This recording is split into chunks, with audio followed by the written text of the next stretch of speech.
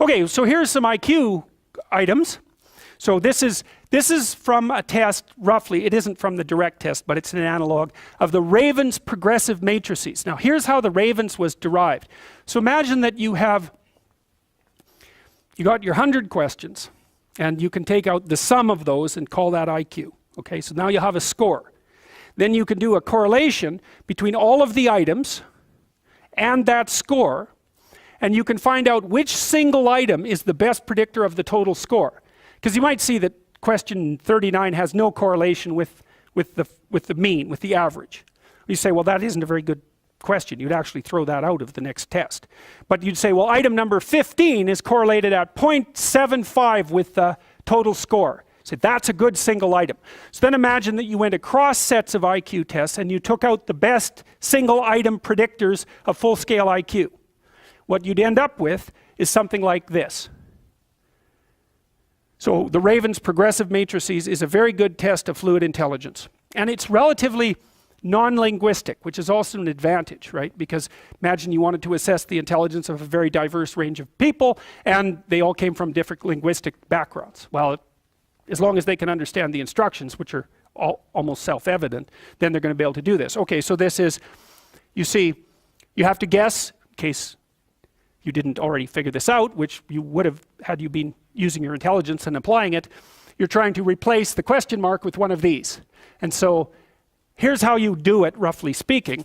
It's probably a working memory test, because you have to hold a variety of variables in imagination at the same time. Okay, so the first thing you see is every row has a star, a triangle, and a square. And each row has a dot, 2 dots, and 3 dots. And so every row has to have a triangle, square, and star, and 1, 2, or 3 dots. Okay, so this one, first of all, what's it missing in terms of shape? Triangle. Excellent. See, that's why you're at the U of T.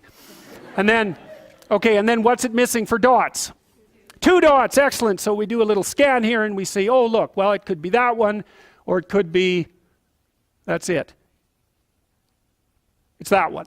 And so, is that right? Yes. Aren't we smart? No, that was easy. So no, you're not very smart if you figure that one out, because pretty much everybody can figure that one out.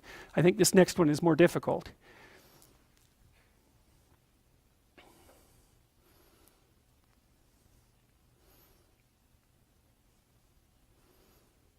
Okay, so in the first row you see that there's 2 objects, each are different color, and they move together, right? They join.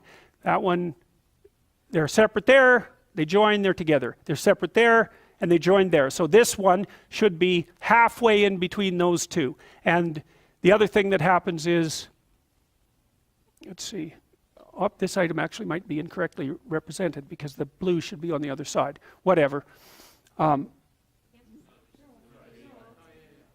What's that? 3. Yes. Did they flip? Okay, well anyways, you see that it's 3. See, I'm not very bright because I've just lectured for an hour. Okay, so that was a more difficult item. And then this one is more difficult if I remember correctly. So, let's see. So they're all 3 different colors, so that has to be color. Then, what's the other thing? The relationship between the colors change. So, what's the answer? Ha, you're all scared to answer, aren't you? Because you might be wrong. Yeah. And the more anxious people are even less likely to answer. Number 3. Okay, so if you want to test someone's IQ, then you put together a nice batch of these at different levels of difficulty, and then you sum them, and then you rank order, and then you correct for age, and then you have IQ, and that's that. And then you can say, well, then you can sort people into the complexity of their occupations. And isn't that dismal and wretched? But it's true. So here you go. This is from the Wonderlic people. They're a commercial company that makes general cognitive ability tests, and it's often used by corporations, even though it's actually illegal. It's actually illegal to use IQ tests, but the Wonderlic doesn't promote themselves as testing IQ. I think it's general cognitive ability, which is the same thing, but whatever. The SATs, the GREs, the LSATs, all of those are IQ tests. So now they're more crystallized than fluid, and we'll get to that in a minute. But crystallized knowledge is what you accrue across time. So you could say that fluid intelligence is what programs your brain. It fills it with facts, let's say. It fills it with knowledge. But you can get an estimate of your intelligence by sampling your domain of factual knowledge. And the reason for that is that, well, obviously, the better the programmer, the better the content. And so what that also means is that you could, if your prefrontal cortex was damaged later in life, your fluid IQ could plummet, but your crystallized IQ remain more or less intact.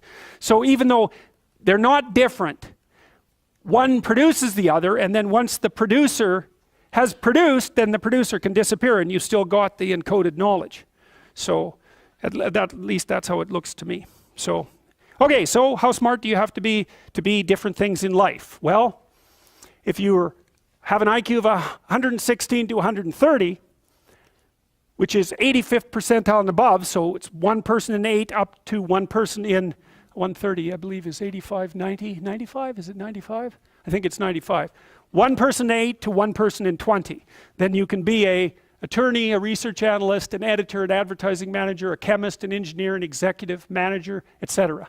Now, that's not the high end for IQ, by the way. You know, that it can go up, well, it can go up indefinitely, although there's fewer and fewer people as it goes up. So if you want to be the best at what you're doing, bar none, then having an IQ of above 145 is a necessity, and maybe you're pushing 160 in some situations, and maybe that's making you one person in 10,000 or even one person in 100,000. And then also, to really be good at it, you probably have to be reasonably stress tolerant and also somewhat conscientious. So you know, people, when you think, well, why is it that smart people are at the top of dominance hierarchies? And the answer to that in part is because they get there first. Right? I mean, everything's a race, roughly speaking, and the faster you are, the more likely you are to be at the forefront of the pack, and intelligence in large part is speed. That's not all of it is. So if you're moving towards something difficult rapidly, the faster people are going to get there first. So IQ of 110 to 115, so that's 85th to 73rd to 85th percentile. Copywriter, accountant, manager, sales analyst, general manager, purchasing agent, registered nurse, sales account executive. If you look at universities, the smartest people they're above this. Who are the smartest people at university? What do you think? Mathematicians, physicists and mathematicians, right. I could tell you who's on the other end, but I won't. Yeah, I'd like to though. Anyways, okay. Going down now 103 to 108 is slightly above average, right? 60th to 70th percentile. Store manager, bookkeeper, credit clerk, lab tester, general sales, telephone sales, accounting clerk, computer operator, customer service rep, technician, clerk, typist. So you see at this level, people have some technical skill and some ability to deal with complex things. Okay, that's dead average. 100 is average. Dispatcher in a general office, police patrol officer, receptionist, cashier, general clerical, inside sales clerk, meter reader, printer, teller, data entry, electrical helper.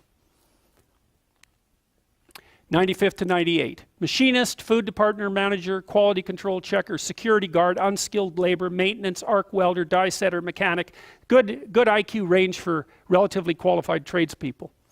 87 to 93. Messenger, factory production worker, assembler, food service worker, nurse's aide, warehouseman, custodian, janitor, material handler, packer. Now, what you're starting to see is that as you move down the hierarchy, the jobs get simpler, they're more likely to be assigned by other people, or they're repetitive.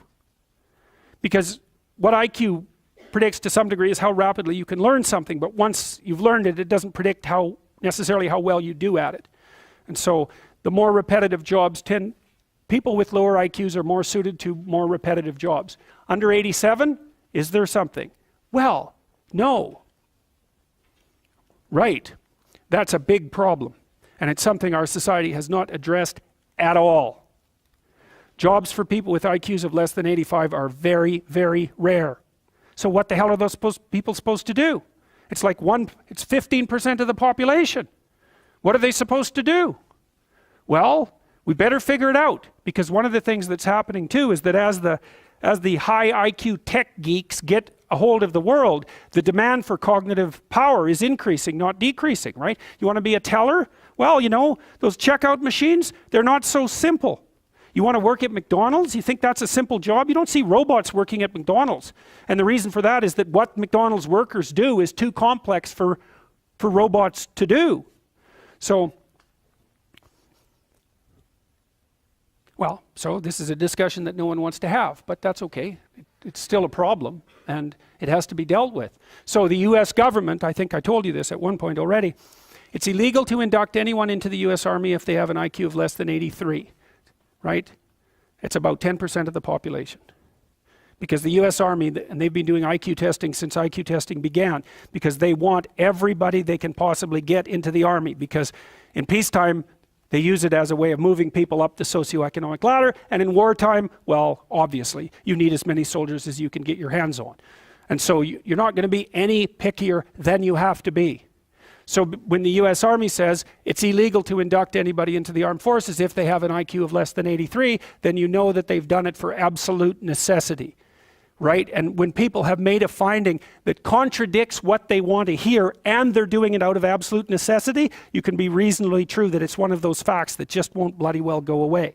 And so you might think, well, if there's nothing for someone with an IQ of less than 83 to do in the Army, what makes you think that there's something that they can do in the general population?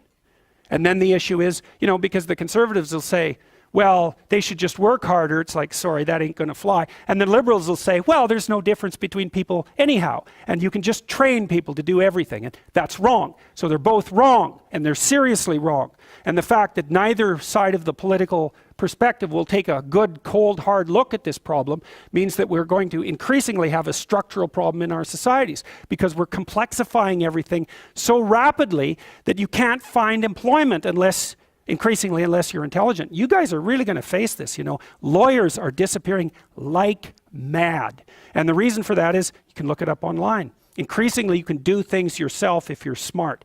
And so, like, the working class people have been wiped out pretty nicely over the last 30 years by automation and various other things. It's the low end of the white collar class that's coming up next. So I'm not saying that lawyers are in the low end, but low end lawyers are in the low end of the white collar class. So there's still going to be plenty of positions for people who are creative and fast on their feet and super smart. In fact, those people are going to have all the money, and that's already happening to a great degree. You know, because if you're smart and you can use a computer, you're so smart it's just absolutely unbelievable, right? And if you can't use a computer, and lots of people, and I don't mean, you know, you can open Word, that isn't what I mean. I mean, maybe I mean you can program, and if you can't program, well, you're right at the next end. So if you haven't got that with you, you're going to be left behind.